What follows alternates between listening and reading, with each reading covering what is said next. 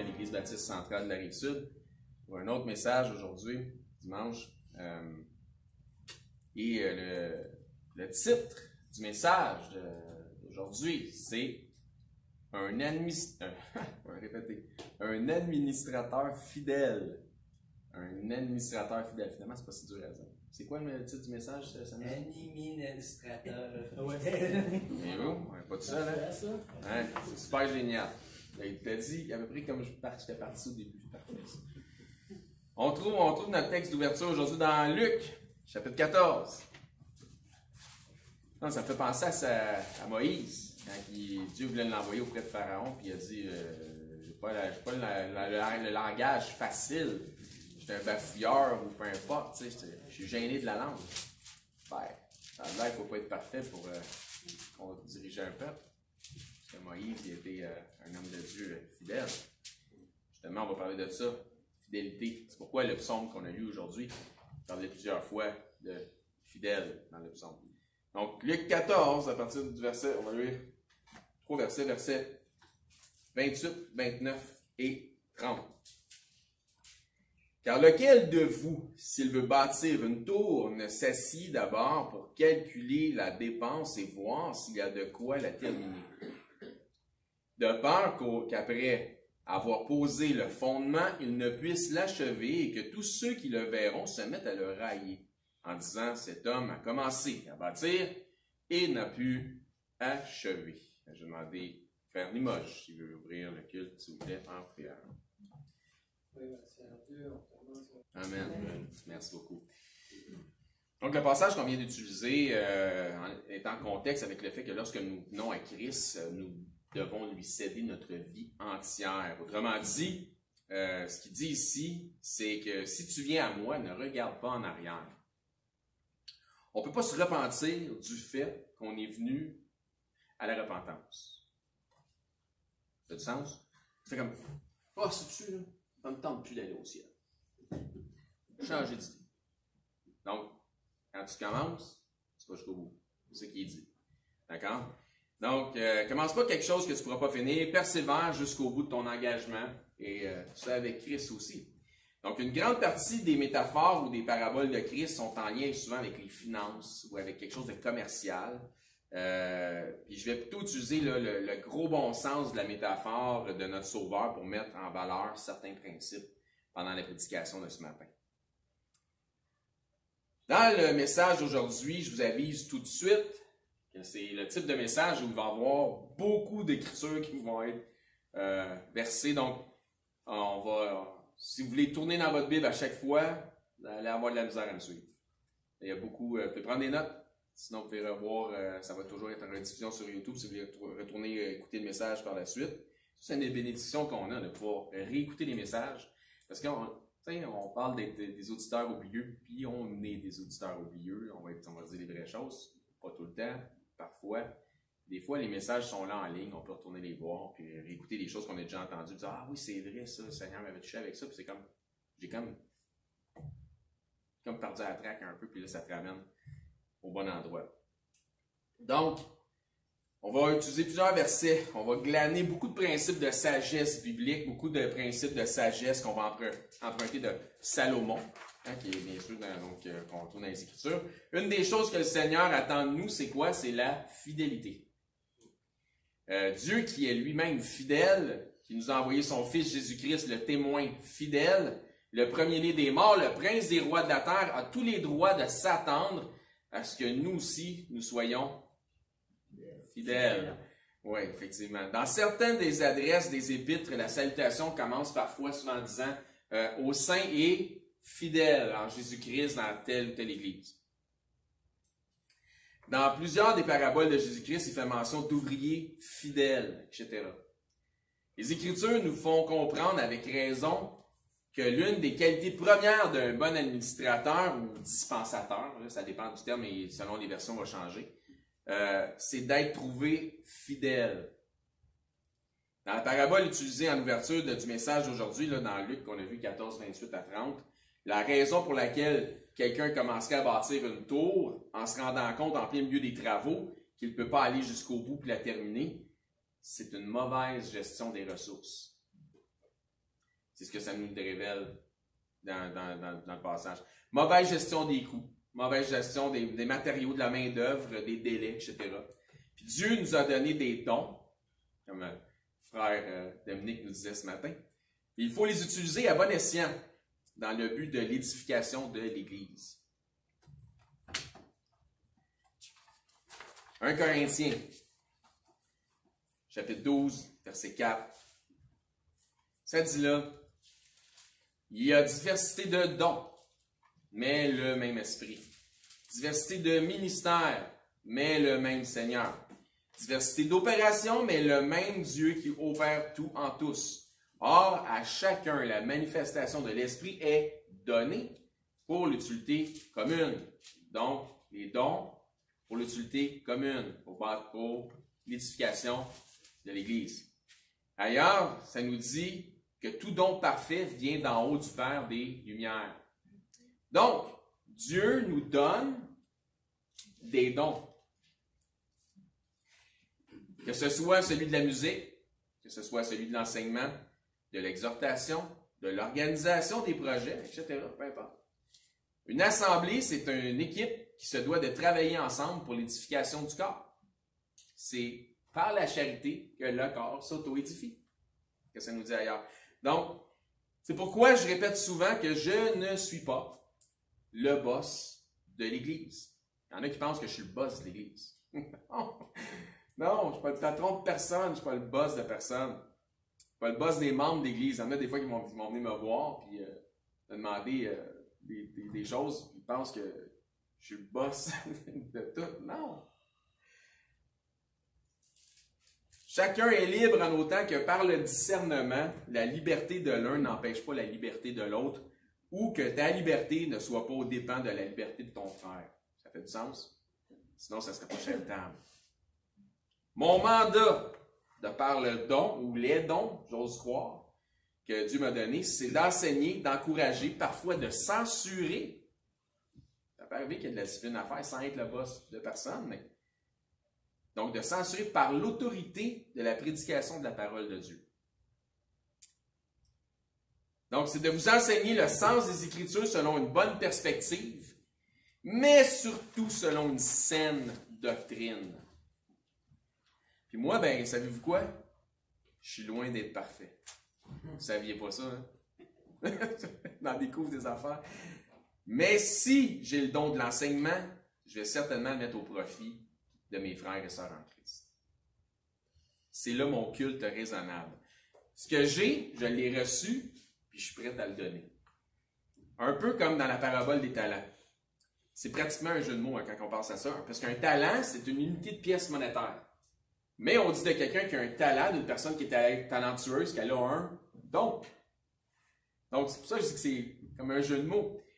On n'ira pas la parabole des talents au complet aujourd'hui pour une question de temps, mais vous pourrez le faire à la maison. C'est dans Matthieu, on va lire une partie, mais dans Matthieu 25 que vous trouvez ça. Mais grosso modo, c'est encore une parabole avec un principe financier ou commercial. Ceux qui avaient reçu des talents ont été mercantiles. Ils ont trafiqué intelligemment et par les mêmes principes, indépendamment du montant de base que chacun a reçu, ils ont doublé leurs avoirs de départ. Donc, grosso modo, là, je la résume. Le dernier de ceux qui avaient reçu de l'argent ou des talents, un talent, en fait, il a agi en peureux. Donc, il n'a pas agi par la foi, il a agi par la peur, puis il n'a rien fait de bon avec son talent. Jésus dit que ce mauvais serviteur aurait dû au minimum mettre l'argent de son maître à la banque, car au moins il en aurait retiré les intérêts. Mais il n'a rien fait partout. En fait, il l'a enterré dans le sol, pour être exact.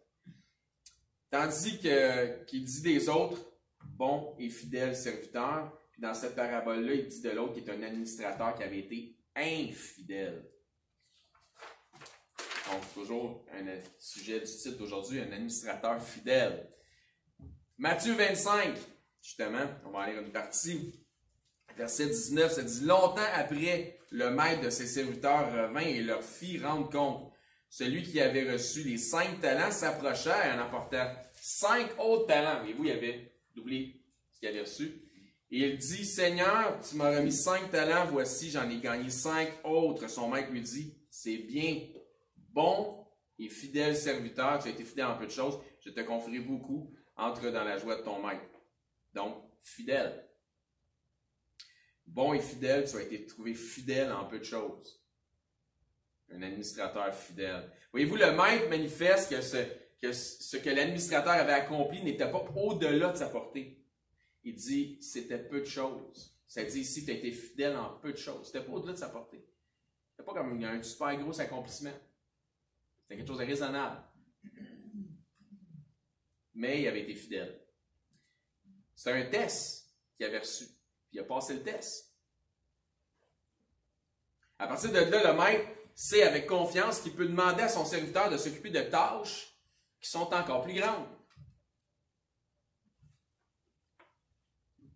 Comme j'ai souvent dit, mettons, à mes employés, quand j'arrive dans leur bureau et il y a un papier qui traîne par terre.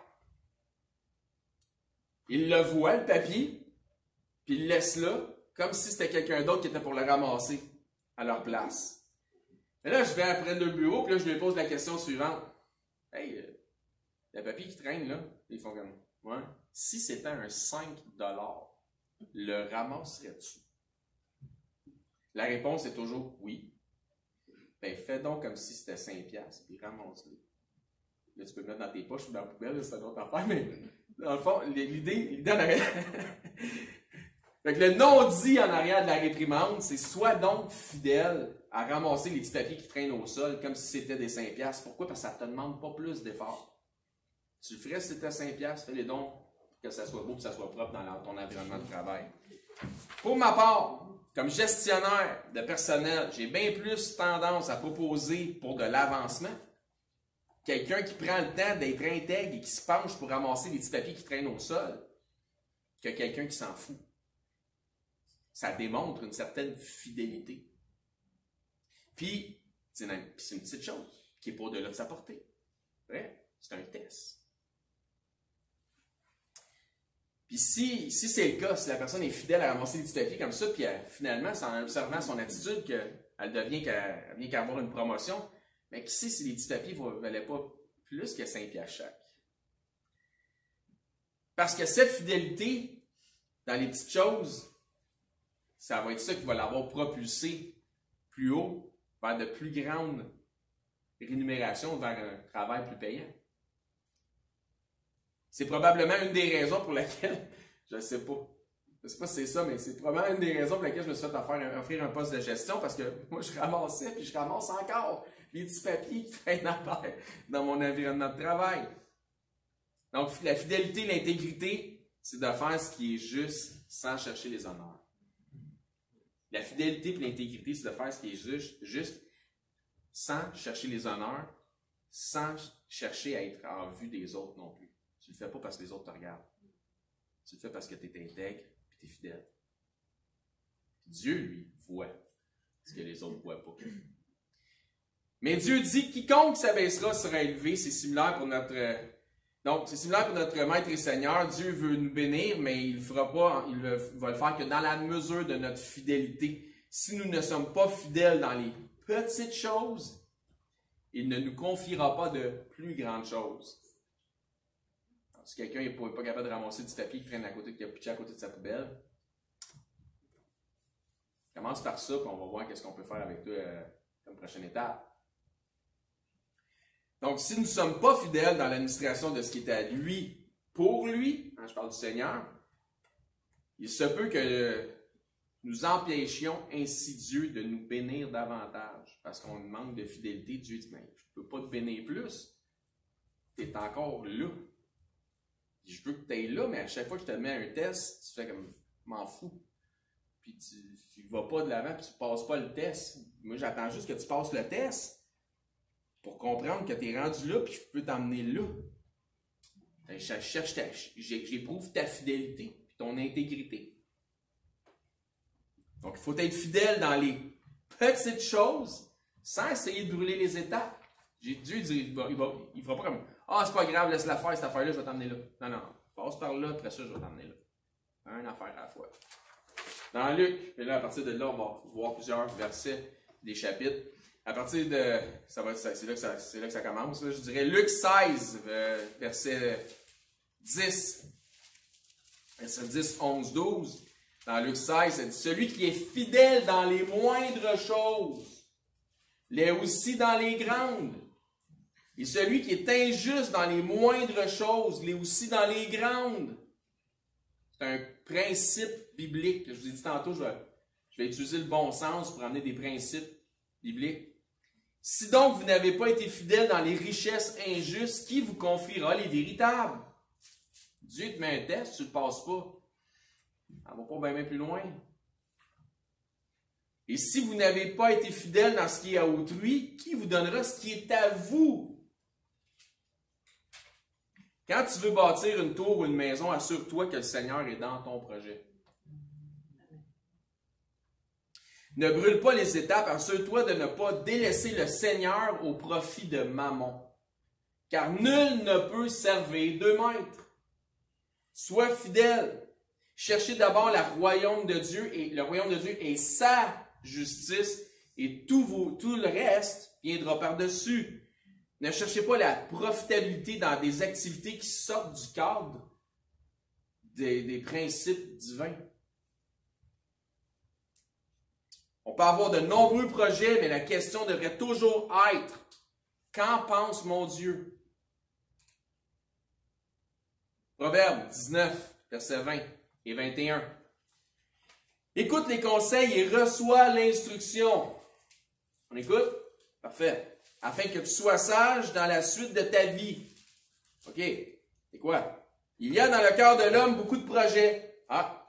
Mais c'est le dessein de l'Éternel qui s'accomplit. Si Dieu n'est pas là-dedans, ça se peut que ça foire. Proverbe 16, verset 1. Les projets que forme le cœur dépendent de l'homme. Ben oui.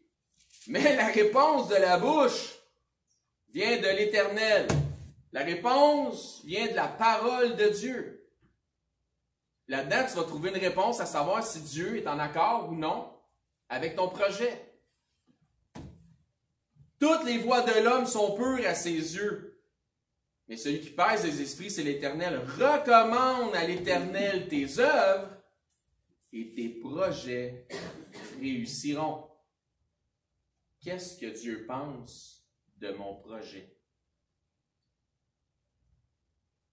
Êtes-vous un bon administrateur des dons que Dieu vous a donnés? Êtes-vous un bon administrateur des dons que Dieu vous a donnés? Êtes-vous un administrateur fidèle? Est-ce que Dieu vous regarde et dit, ah, ça c'est un administrateur fidèle. Faites-vous fructifier ce que le Seigneur remet entre vos mains et à votre charge? Je ne parle pas d'argent, là, nécessairement. Comprenez, c'est une métaphore, l'argent. Utilisez-vous, ce que Dieu met à votre disposition pour l'avancement de son royaume ou seulement pour l'avancement de votre royaume? Dieu veut des administrateurs fidèles. Proverbe 26. Ça dit, beaucoup de gens proclament leur bonté, mais un homme fidèle, qui le trouvera? Comme une chose rare. Ça ne devrait pas être rare ici à l'Église baptiste centrale de la Rive-Sud, hommes et femmes fidèles. C'est comme lorsqu'on embauche du personnel. Non, je m'excuse. Tout le monde se présente son meilleur jour, n'est-ce pas? Mais c'est par les actions et non par les dires d'un homme qu'on évalue sa fidélité. Parce que ça disait ici, un homme fidèle qui le trouvera. Comment qu'on évalue quelqu'un, la fidélité de quelqu'un? Pas par ce qu'il dit, par ce qu'il fait. Donc, comme je disais, c'est comme quand tu embauches quelqu'un. Puisque tous les employés potentiels, quand tu vas embaucher quelqu'un, ben, ils se présentent tous pour le poste, puis ils se présentent tous sous leur meilleur jour. On ne peut pas être très bon à l'embauche. Parce que c'est beau là, ce qui se passe pendant que tu fais une entrevue avec quelqu'un. Il va tout te dire, il va être poli, il va être gentil. Il faut juste que tu sois bon à faire une mise à pied rapide. Après que tu l'aies embauché. Ça, tu peux être popé là-dedans. Ouais, on ne peut pas être bon à l'embauche. Ouais, c'est ça. C'est déjà travaillé dans les ressources humaines. Je te confirme que quand j'ai dit ça à ma chef des ressources humaines, elle a fait, ça a comme une épiphanie. Je dis, tu ne peux pas être bon à l'embauche, tu peux juste être bon à mettre dehors vite. Il y a un silence. Il venait d'avoir une révélation. On se doit de bâtir une maison ou un projet par la fidélité et l'intégrité. Si tu agis avec fidélité et intégrité, tu auras une bonne réputation. La fidélité et l'intégrité sont synonymes de bonne réputation. Proverbe 22:1, ça dit la réputation est préférable à de grandes richesses et la grâce vaut mieux que l'argent et que l'or. Ne perdez pas votre réputation au profit du profit. Ne perdez pas votre réputation au profit du profit. Entre l'argent et l'or, vous conservez une bonne réputation, le choix devrait être facile et clair. Une maison se bâtit avec les principes du Seigneur. Ainsi, toute la gloire peut aller à Dieu. Puis ainsi, on va pouvoir dire, ben, c'est Dieu qui bâtit à ma place. Imaginez que votre projet devienne celui de Dieu et que par l'application de ces principes, vous devenez seulement un outil dans les mains du Seigneur pour vous bénir. Ce serait pas génial? Continuons à emprunter des principes de sagesse à Salomon. Psaume 127, le verset 1 et 2, c'est un cantique des degrés de Salomon. Il dit, « Si l'Éternel ne bâtit la maison, oh oui, hein, quelqu'un savent, hein? Ceux qui la bâtissent travaillent en vain. Si l'Éternel ne garde la ville, celui qui la garde veille en vain. En vain vous levez-vous le matin, vous couchez-vous tard et mangez-vous le pain de douleur. Il en donne autant à ses bien-aimés pendant leur sommeil. » Parce qu'il est dans leur projet, parce qu'ils sont fidèles. Il est dans leur projet. C'est pourquoi on se doit de remettre nos projets au Seigneur et de laisser sa volonté s'accomplir. Jacques exprime bien le principe biblique que nous oublions trop souvent dans Jacques, au chapitre 4, verset 13, ça dit « Et vous maintenant qui dites, aujourd'hui ou demain nous irons dans telle ville, nous y passerons une année, nous trafiquerons et nous gagnerons. Vous qui ne savez pas ce qui arrivera demain. » Donc Jacques 4, verset 13, je suis rendu au verset 14. Qu'est-ce que votre vie? Vous êtes une vapeur qui disparaît pour un peu de temps et qui ensuite, qui paraît pour un peu de temps et qui après ensuite disparaît. Vous devriez dire, changez votre langage, changez votre façon de penser. Vous devriez dire, au contraire, si Dieu le veut, nous vivrons et nous ferons ceci ou cela, si Dieu le veut. Mais maintenant, vous vous glorifiez dans vos pensées. Ce sont des pensées orgueilleuses parce que tu ne mets pas Dieu dans ton projet. C'est chose mauvaise de vous glorifier de la sorte. Soyez sages des deux côtés du projet. Dites toujours si Dieu le veut, puis d'un autre côté, sachez reconnaître quand Dieu ne veut pas. Des deux côtés, acceptez la volonté de votre Dieu. Salomon, lui, qui a été impliqué dans la construction du premier temple, a parlé en connaissance de cause lorsqu'il a dit « Si l'Éternel ne bâtit la maison, ceux qui la bâtissent travaillent en vain. » Vous savez de quoi il parlait?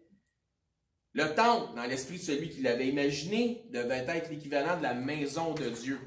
Dans 2 Samuel, chapitre 7, verset 1, ça dit « Lorsque le roi habita dans sa maison et que l'Éternel lui eut donné du repos, après l'avoir délivré de tous les ennemis qui l'entouraient, il dit à Nathan, le prophète, « Vois donc, j'habite dans une maison de cèdre et l'arche de Dieu habite au milieu d'une tente. » Nathan répondit au roi, « Va, fais tout ce que tu as dans le cœur, car l'Éternel est avec toi. »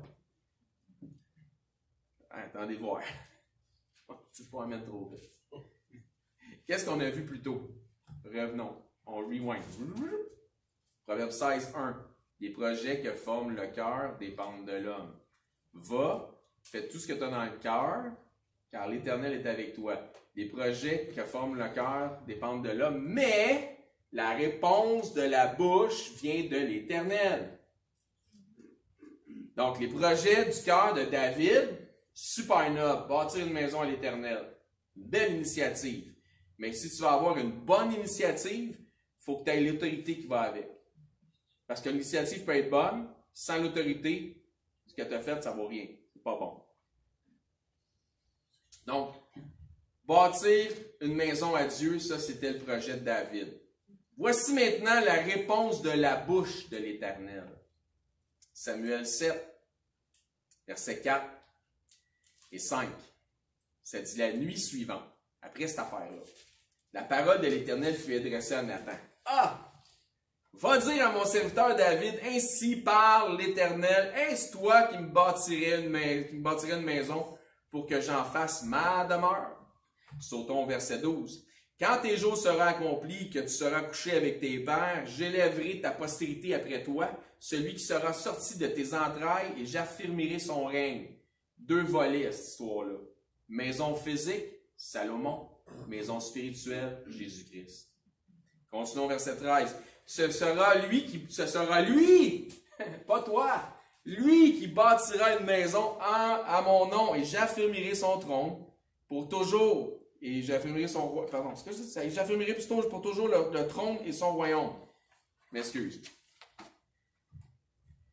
C'est effectivement Salomon qui a participé à la construction du temple en tant que coordonnateur de projet. Mais voyez-vous quand la bouche, quand tu vas avoir un projet dans le cœur, mais la réponse vient de la bouche de l'Éternel. Non. Une belle initiative, mais c'est pas toi qui vas me bâtir une maison. Voici pourquoi c'est pas toi. Mais voici pourquoi ça va être ton fils, mais ça va se faire. Donc, c'est Dieu qui décide. Donc, souvent, souvenez-vous du passage d'ouverture, il faut calculer et s'assurer que l'on peut aller jusqu'au bout du projet. Que ça nous disait tantôt quand on parlait de bâtir une tour. Le roi David avait préparé la majorité des matériaux et des relations utiles pour la construction du temple. Donc, dans 1 Chronique 22:1, je vais lire les 5 premiers versets. Donc, et David dit, ici sera la maison de l'Éternel, et ici sera l'autel de l'Holocauste pour Israël. Il y avait un plan. David fit rassembler les étrangers qui étaient dans le pays d'Israël, donc les relations.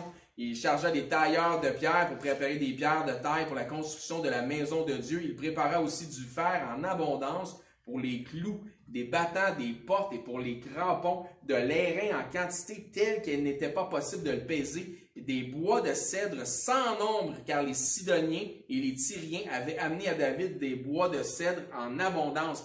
David disait, mon fils Salomon est jeune et d'un âge faible, et à la maison qui sera bâtie à l'Éternel s'élèvera à un haut degré de renommée et de gloire dans tout le pays. C'est pourquoi je veux faire pour lui des préparatifs. Et David fit beaucoup de préparatifs avant sa mort.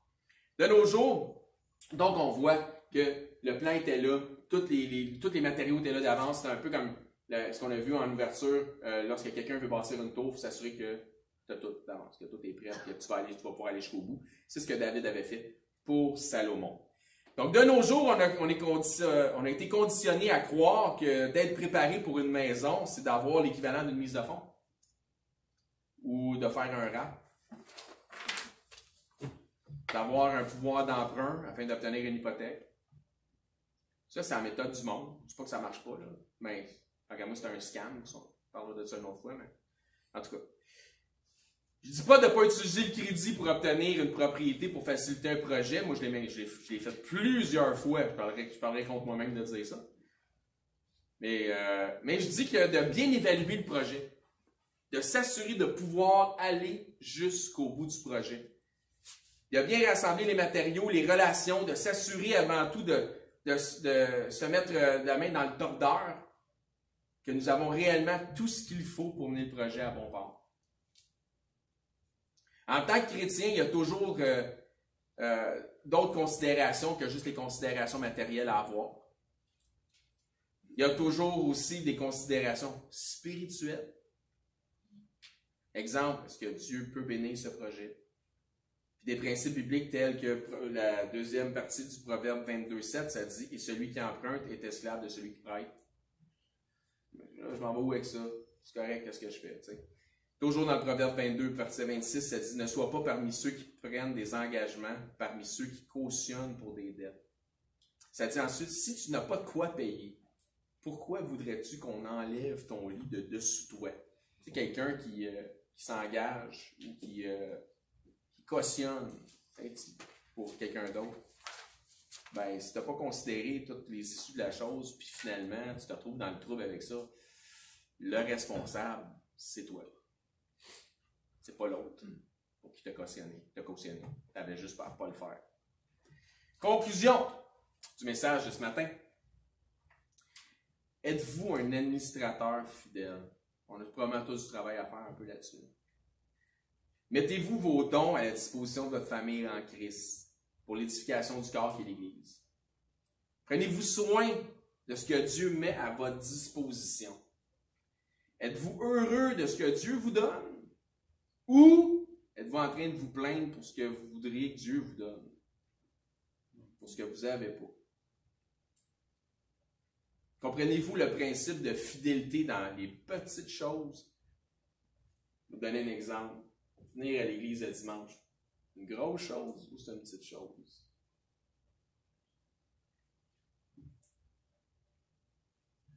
Fidélité.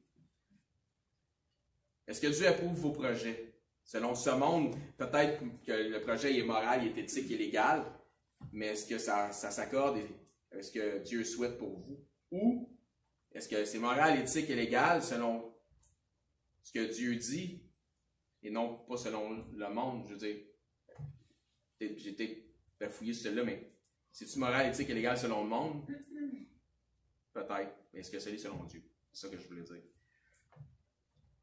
Est-ce que c'est Dieu ou mammon? Si Dieu le veut, ou c'est parce que je le veux, comment est-ce que vous traitez la chose? Donc, ce qui met fin à notre message d'aujourd'hui. Merci d'avoir été attentif. Prions. Merci Seigneur pour nous amener ici ce matin. Merci pour